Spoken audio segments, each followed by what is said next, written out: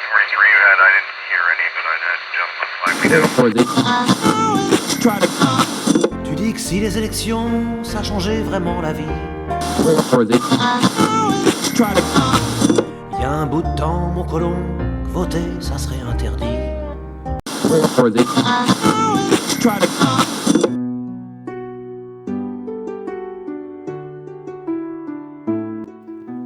Le Fort National a porté successivement au cours des siècles le nom de Fort Royal sous le règne des rois de France, de Fort de l'Islay sous la Révolution et de Fort Impérial sous l'Empire.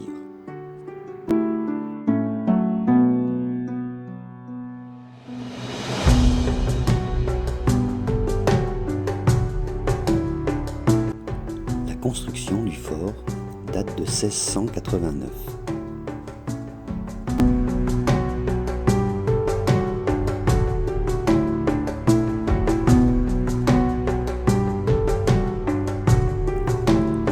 Le rocher de l'Islay était aussi le lieu d'exécution des condamnés à mort de la seigneurie de Saint-Malo. C'était au pied d'une grande croix dénommée la Croix des Ardèsses ou des Andriers que les condamnés récitèrent leur dernière prière avant d'expier leurs crimes par le feu.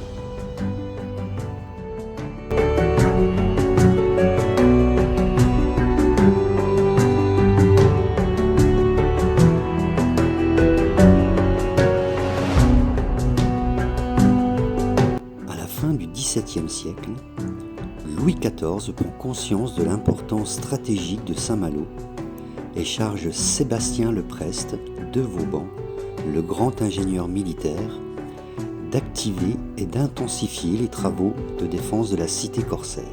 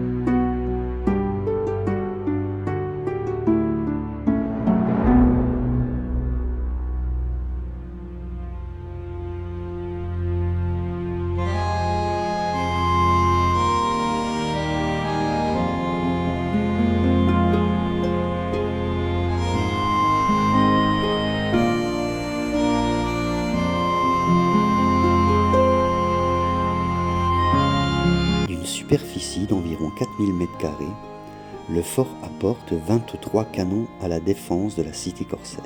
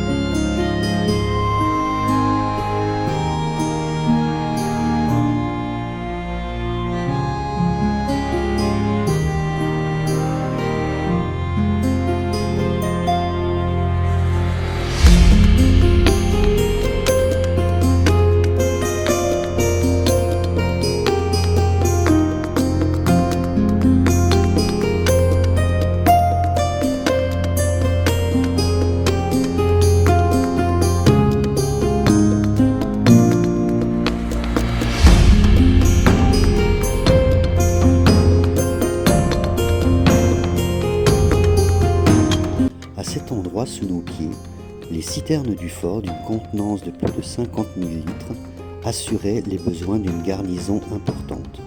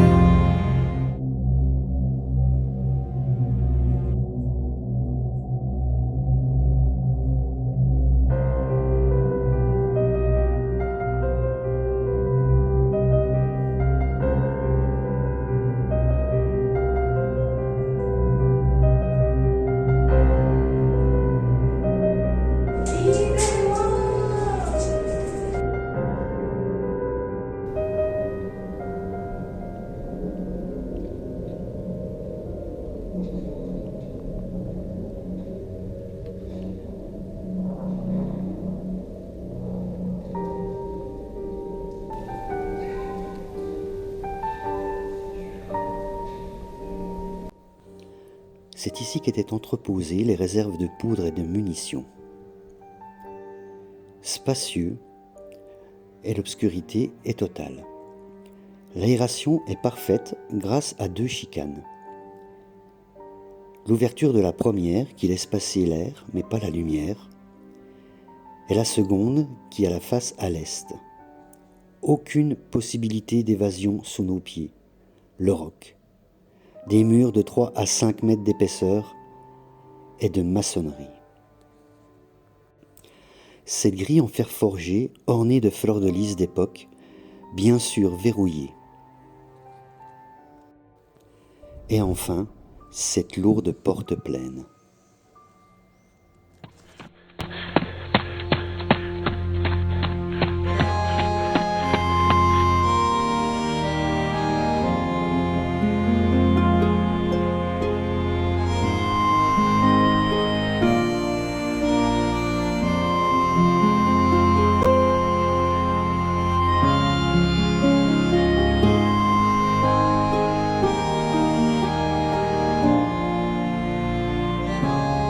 Nous ne pouvons pas visiter le fort sans avoir une pensée émue pour les événements d'août 1944.